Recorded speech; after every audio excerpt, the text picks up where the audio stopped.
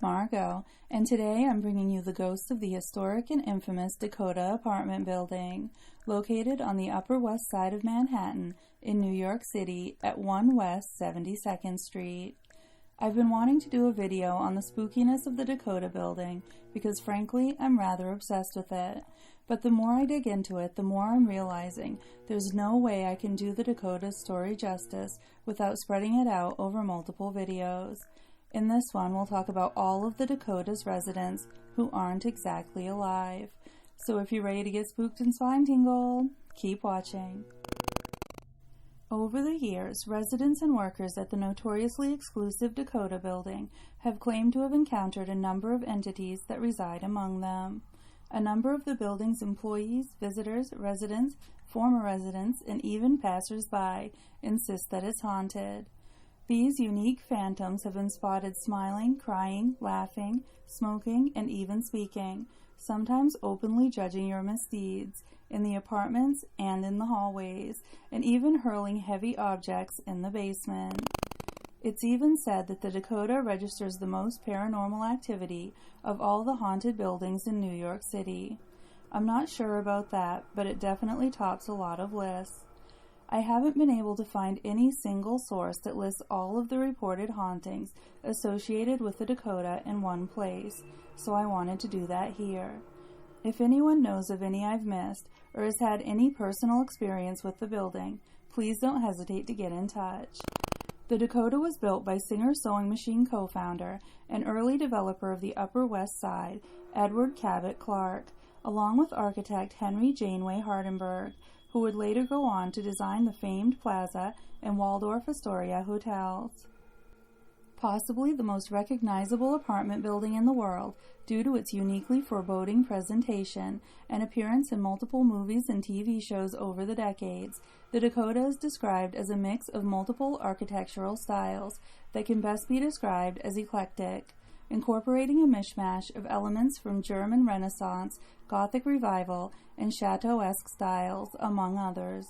The Dakota's ominous appearance has affectionately earned it the nickname the Dracula. Built from 1880 to 1884, the building has drawn New York City's wealthier residents from its inception, most of them artistic types, writers, artists, musicians, and actors. And when people move in, they never seem to want to leave. The culture of the Dakota is truly unique, insular, secluded, self-obsessed, and allegiant, to the point that the residents have been referred to as the cult of the Dakota nearly from the beginning. This differs from the usual elitism that comes with high-priced co-ops in the city, and is difficult to properly put into words. It takes the idea of a clique to a whole new level. Residents of the Dakota have somehow completely set themselves apart from the rest of the city. This breeds a lot of curiosity from the outside, especially when all of the stories that have leaked from the building are truly fascinating and often bizarre.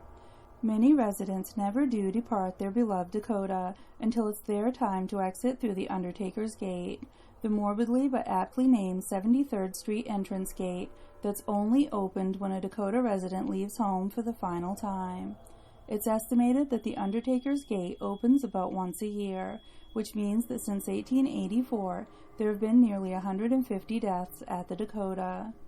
Obviously, we have so much more to talk about, but without further ado, let's focus strictly on the paranormal.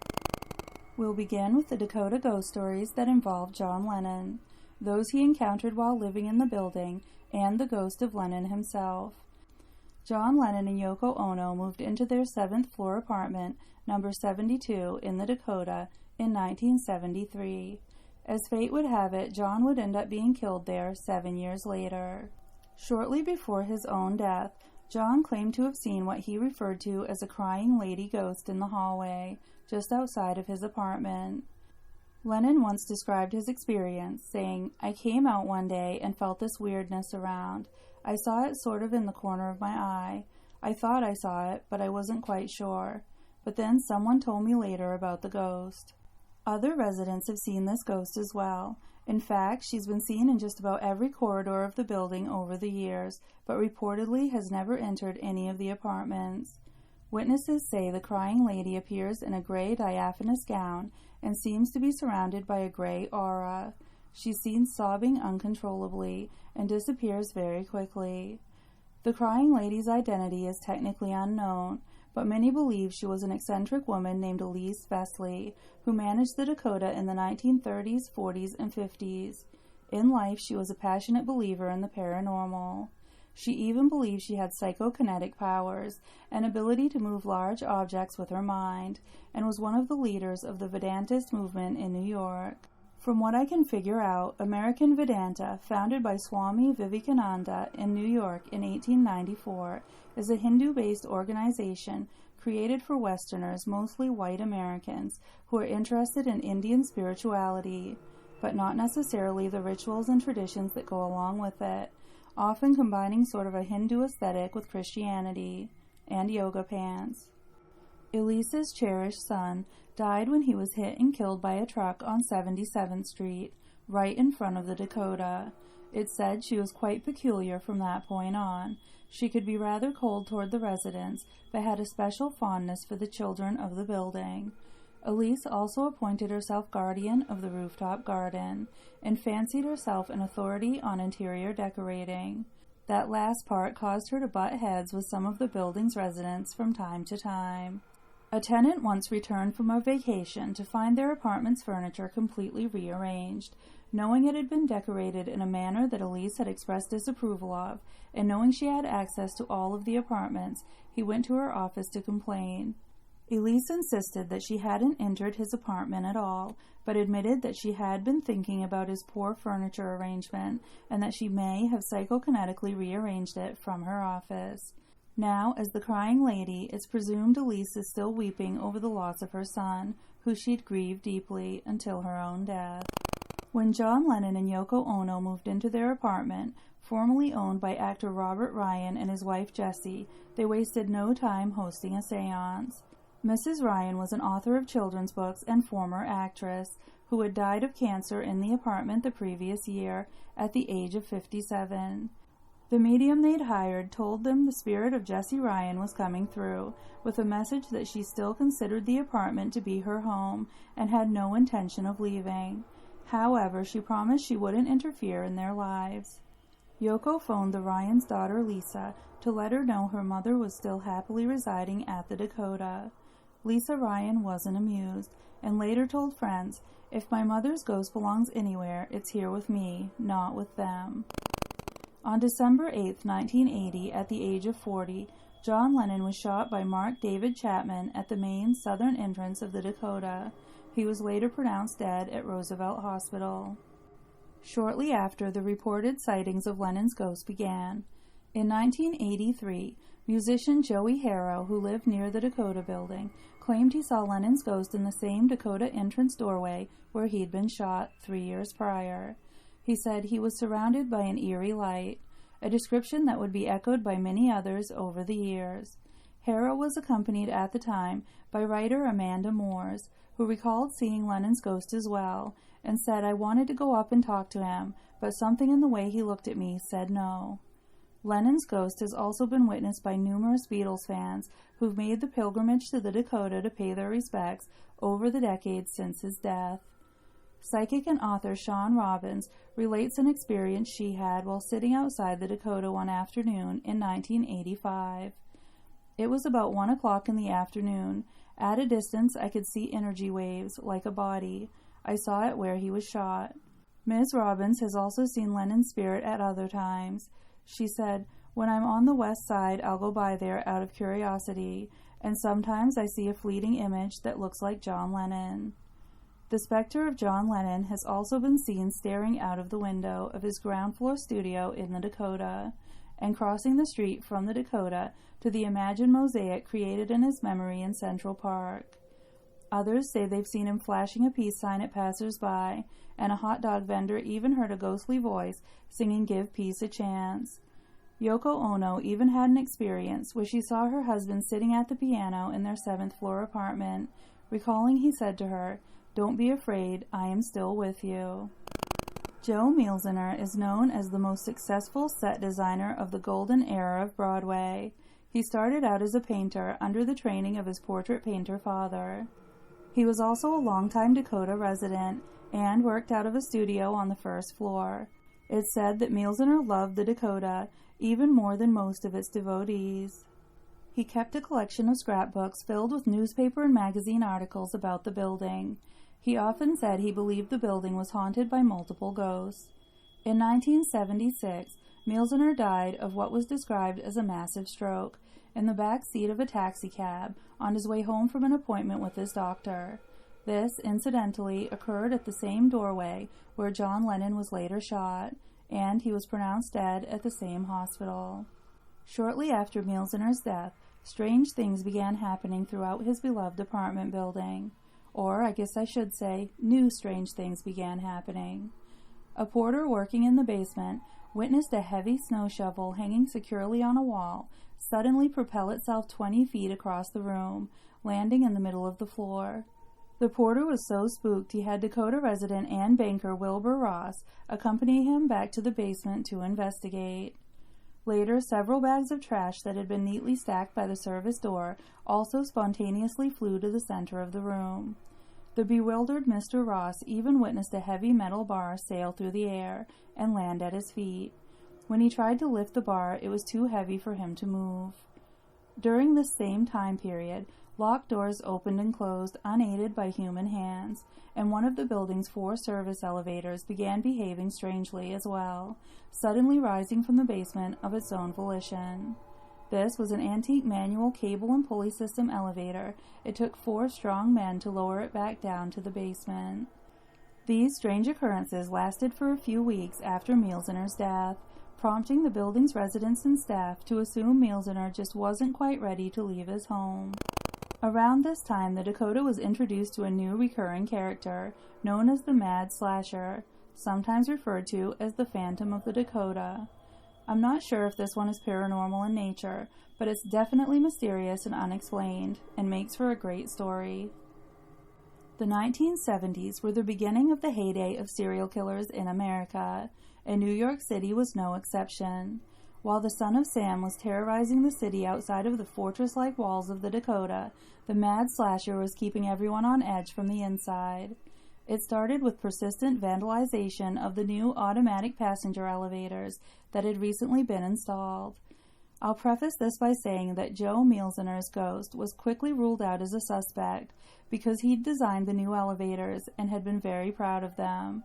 The Dakota's residents decided he'd have no motive to deface them. Deep, angry slashes were discovered gouged into the paneled elevator walls. They were high up, out of the reach of children, and deep enough that it was determined they had to have been inflicted by someone with a decent amount of strength. Week after week, the panels were replaced and the gouges reappeared. The Dakotans quickly realized the perpetrator had to be someone living or working within the building, within their own fiercely guarded sanctuary. He or she was one of them. Rumors flew as neighbor suspected neighbor. Then, strange piles of shredded paper began appearing in the 9th floor corridors, arranged as if someone was preparing to start a fire. The real catalyst for alarm came when one afternoon a full-gallon can of paint fell or was thrown from the Dakota's rooftop down to the courtyard below, exploding on the pavement and narrowly missing a tenant who was passing through. There was no painting being done on the roof at that time. Suspicion turned to fear, as the tenants wondered if vandalism had escalated to attempted murder. Dakota residents volunteered, armed with binoculars, at hidden lookout posts around the building, trying to catch the phantom in the act. Though learning far more about the private goings-on in their neighbors' apartments than they ever wanted to know, they never did witness any slashing, paper shredding, or paint slinging. Really? Not even from Yoko? Then, all of the slasher shenanigans ended as suddenly as they began. The Mad Slasher has never been identified, though suspicion still abounds. One of the most frequently spotted of the Dakota ghosts is the little blonde girl.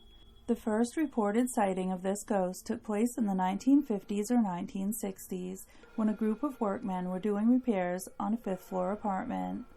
The front door to the apartment was open, and the workers could hear what sounded like a ball bouncing in the corridor. When they looked, they saw a beautiful little blonde-haired girl, dressed in a yellow, out-of-fashion taffeta dress that almost matched the color of her hair, high white stockings, and old-fashioned black patent leather shoes with silver buckles. She was bouncing a red rubber ball, and smiling shyly, she announced, "It's my birthday." Then she continued to bounce the ball down the corridor and disappeared. She didn't match the description of any of the children living in the building at that time. Shortly after this strange encounter, one of the workmen was killed when he slipped from a scaffold and fell down a stairwell. This convinced his co-workers that the little girl was a harbinger of doom. Interestingly, following the death of Joe Mielziner, a neighbor swore that a few days before Mielziner's death, he'd confided that he too had seen the little blonde girl in the yellow dress bouncing her ball just outside his door. However, many others have encountered this entity and lived to tell about it. One woman waiting for a friend in the foyer saw the little girl walk into what she assumed was an adjacent room, which turned out to be a closet. Residents and visitors of the Dakota still see the little girl today, claiming she's most often seen smiling and waving from the lower floor windows, but she's sometimes spotted on the higher floors as well. She may actually be the most frequently encountered and friendliest apparition at the Dakota. In 1965, actress and singer Judy Holliday sadly died at the age of 42 after a long and difficult battle with cancer in her apartment on the 7th floor of the Dakota. Shortly after her death, painters Frank Andrews, Norvin Malone, and a third man were hired to prepare the apartment for its next owners, Gary and Gail Smith. According to Andrews, it was one of the most depressing places he's ever seen, with entirely dark mahogany woodwork, gray walls, and the kitchen painted black. It felt like the rooms had somehow absorbed the former tenant's pain in the agony of her final days. Andrews' co-worker Malone claimed he felt vibrations and said the apartment was definitely inhabited, and they both had the unnerving feeling they were being closely watched. So neither of the men were very surprised when they caught a glimpse of their first Dakota apparition. Andrews described seeing the specter of a boy of about 9 or 10 years old, dressed in a Buster Brown-style suit, a style that was popular in the early 1900s. Andrews said the ghost gave off a strange, outdoorsy, fresh yet musty odor. A few days later, the apparition of a young man in his early 20s stood silently and watched as Malone worked in the apartment. Malone described the young man as being dressed in period costume, close to Edwardian, and having the face of a young child. He eventually disappeared. After their work was finished in the apartment, one of the painters went in to do some touch-up work in a large closet. While inside, the door suddenly slammed and the light went out. He made his way off the ladder in the dark, propped the door open, and turned the light back on. He then felt something grab his arm and push it against the light bulb. At that point, he decided the closet was as painted as it was going to get.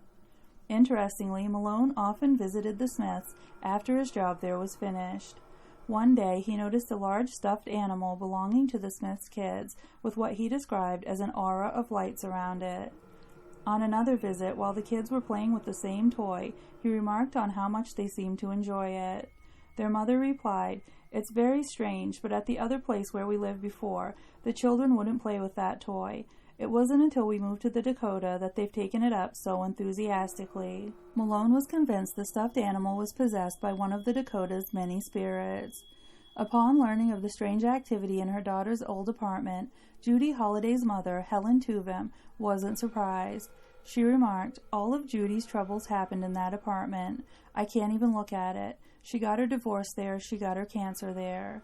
It's unknown if Ms. Holliday ever experienced anything unusual while living in the apartment. Another interesting apartment belonged to writer and composer Frederick Weinstein and his wife Suzanne, who were apparently quite vocal about their experiences there. One afternoon, as Frederick was approaching the Dakota from the street, he looked up at the windows of his third-floor apartment. Through his living room windows, he could see a massive, brightly lit crystal chandelier. Assuming Suzanne had done some surprise redecoration, he didn't think much of it, until he entered his apartment and found that there was no chandelier. There were, however, bolts in the ceiling that had seemingly once supported a large lighting fixture. Frederick was convinced that what he'd seen was a glimpse into the apartment's elegant past. This wasn't the only strange occurrence in the Weinsteins' apartment. The couple often heard footsteps and other phantom noises in their home. The dining room seemed to be particularly active. Rugs and chairs would often slide on their own, and it would sound like somebody furiously pacing back and forth. It could actually be somewhat hazardous to walk through that room, at least for Frederick. Though he normally didn't consider himself a clumsy person, Frederick had many small accidents in that room. He'd tripped and fallen, skidded on floors and rugs, slipped from stepladders, and had chairs slide out from under him. There was also a particular rug that would inexplicably get in his way and trip him up repeatedly, even after stepping over it. One evening, Frederick was playing a Ouija board type of game with his daughter, in which tiles spelled out the board's answers. During the game, they appeared to contact the spirit of a little girl. When they were finished with the game, Frederick neatly stacked the lettered tiles on a bookshelf. Several days later, he found 2 of the tiles in the pocket of one of his suits. Then a 3rd tile turned up in his eyeglass case. The 3 letters were I, C, and U, leading Frederick to believe someone in his apartment was trying to tell him, "I see you." He assumed that someone was the same mischievous presence that was causing him so many strange accidents in his dining room. As if the Dakota's basement wasn't creepy enough, back in the late 1930s, an electrician named John Painter was doing some work there. He was very keen to figure out the Dakota's antique wiring, and would sometimes take pieces home with him for further study. Late one evening, he returned to the Dakota to do some more tinkering. Suddenly, a small man in a frock coat with a winged collar and high hat emerged from the shadows. He had a short beard, a long nose, and wore tiny steel-rimmed spectacles. The man glared angrily at Mr. Painter, then reached up and snatched a wig off his own head, shaking it emphatically in the electrician's face. Then he vanished. This exact encounter repeated itself 3 more times over the course of Painter's time working at the Dakota. Since then, others have seen this entity as well, and he's often described as rushing about, seeming anxious and impatient. Most believe this apparition to be that of the building's original developer, Edward Cabot Clark, who was a small, bearded man with a long nose, who wore small, steel-rimmed glasses and what's been described as a garish wig to cover his nearly bald head. Clark had planned to live in the Dakota, designing an extravagant 18-room apartment for himself and his family on the 6th floor, with 17 fireplaces, crystal chandeliers, and sterling silver floors. He was building his dream home. But Clark died suddenly of a heart attack in 1882 at the age of 70, 2 years before the building's completion. It's been said that Clark was something of a spiritualist, and he'd actually hosted seances in the Dakota while it was still being built. Some believe Clark himself may have drawn the paranormal towards the building. I'm not sure if that's actually true, but spiritualism was popular among wealthy New Yorkers at that time. There were probably a lot of seances in the Dakota over the decades. When writer Rex Reed first moved into his 5-room, 8th-floor apartment at the Dakota in the 1970s, he and the workmen renovating the unit often smelled pipe smoke, though nobody was smoking. One night, when the work was nearly completed, Reed was out for the evening and his apartment empty, when a small pile of wood shavings and scraps of wallpaper seemingly spontaneously caught fire just inside his front door. The fire was discovered and extinguished, but not before it caused so much smoke and water damage that all of the work had to be redone. The cause of the fire was never determined. Reed stated, "It was horrible. When I came home, I thought, welcome to the Dakota. My God, this place really is haunted." One stormy night, Rex Reed was chatting with a doorman while waiting for a cab at the Dakota's entrance, and casually mentioned that one former Dakota resident he would have loved to meet was William Henry Pratt, better known as Boris Karloff, or perhaps even better known as Hollywood's most iconic version of Frankenstein's monster, who had died of a respiratory ailment a few years prior in 1969 at the age of 81. The doorman replied in a hushed, conspiratorial tone, "He'll be back, wait and see." To the best of anyone's knowledge, Rex Reed never did get to meet Karloff's ghost, but others believe they have. It's said that Karloff's apparition materializes at the Dakota only once a year, on Halloween night. Looking somewhat fiendish, even out of costume, Karloff often told the heart-wrenching story of how he'd set out a bowl of candy every Halloween, yet none of the Dakota's trick-or-treaters ever came to his door. The children were all frightened of him and the characters he played in the movies. A woman named Melissa once told a story of trick-or-treating with a friend who lived at the Dakota one Halloween night. At some point, while going door to door throughout the building, they noticed that a peculiar-looking gentleman seemed to be following them, silently watching. When the girls entered the elevator and pushed the button for the 8th floor, the man also entered, quickly moving to the back of the elevator car. Melissa began to feel nervous that the man may be a pervert, but was too polite to get a good look at him while in the elevator. When everyone exited the elevator on the 8th floor, Melissa turned to look at the strange man, intending to get a good description of him in case he was up to no good, but he'd vanished. Melissa now believes that man was the ghost of Boris Karloff. Another time, when Melissa was visiting her friend at the Dakota, she noticed a partially burned white candle next to a glass of water containing a whole, uncracked egg placed in the kitchen window. She'd also detected an odd, sweet odor in the apartment from time to time. Her friend explained that their Cuban maid had a practice of performing various spells and sprinkling strange powders on the rugs before vacuuming to banish evil spirits. The friend's mother added, "Carmen, the maid, is superstitious, and she's convinced there's something evil lurking in the building. She thinks her hocus pocus is the only thing keeping whatever it is out of our apartment. I don't object. After all, it's a small price to pay for a competent English-speaking maid with a bona fide green card." I could only find one source for this story, so if anyone finds out anything else about it, please let me know. If this truly is a Dakota ghost story, I'm pretty sure it would be the oldest. This story goes that a young, beautiful, dark-haired woman was the mistress of a married man who lived at the Dakota around the turn of the last century, when the building was still quite new. Realizing the man would never leave his wife for her, the heartbroken young lady took her own life. At the moment of her death, an apparition of her appeared in a Dakota dining room where her lover and his wife were entertaining dinner guests. Nearly everyone at the table caught a brief glimpse of the young lady, wearing a flowing white gown and holding a rose so red that it appeared to have been dipped in blood, standing in the doorway leading to the married couple's living room. Her disturbed lover, obviously recognizing her, excused himself and rushed to her apartment a few blocks away.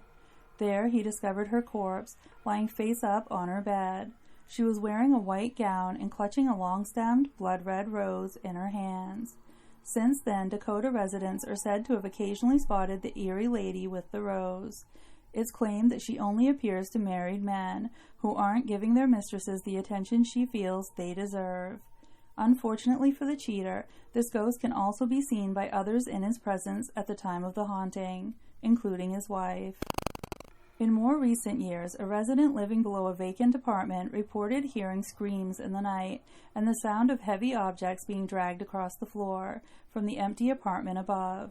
Upon inspection by Dakota staff, there were no signs of any activity in the vacant apartment, but they did report feeling a strange coldness and intense feeling of being watched. This really makes me wonder if the vacant apartment referred to here may be apartment 46, which sat empty for 8+ years no matter how low the asking price was dropped, which is extremely unusual for the Dakota. But that's a video for another day. In recent years, some of the younger tenants of the Dakota have hosted seances with their obscenely wealthy friends. In 2017, billionaire heirs Toby and Larry Milstein held a seance in their family's apartment overlooking Central Park, which once belonged to composer Leonard Bernstein. Some of their methods have been mocked, such as serenading the Dakota's phantoms, using a grapefruit and cucumber-scented candle, and noshing on cheese. But as a paranormal investigator of many years, I fully support all of these practices, and would just like to put it out there that if they ever need another festive cheese lover with an affinity for show tunes around the piano, I'm sure I can free up my schedule. I'm also a bit of a ghost magnet, though admittedly that's not usually much of a selling point. I'm not sure anything ever really changes at the Dakota. It remains exclusive and spooky, almost trapped in time in many ways, with antiquated rules and an extremely strict co-op board that kind of comes off as the world's most micromanaging HOA, making sure the wrong sort never get in, and the ones who do squeak through stay in line. But the board also ensures the Dakota stays as much the same as possible. In some ways, that's a good thing. A building with this much atmosphere and personality deserves to be preserved. In future videos, I'd like to discuss a phenomenon known as the Dakota Curse and possible explanations for why the Dakota seems to be a hotbed of paranormal activity. We can also go over the wonky rules residents must abide by and various other uniquely Dakota quirks, eccentricities, and scandals. That's all I have for you today. I hope you've enjoyed these stories and will come back for more. Like, subscribe, leave a comment, and bring your friends, family, COVID pod, cult members, invisible friends, or enemies. And if you have a ghost story to share, leave it in the comments below. Or go ahead and send me a message. Thanks so much for watching.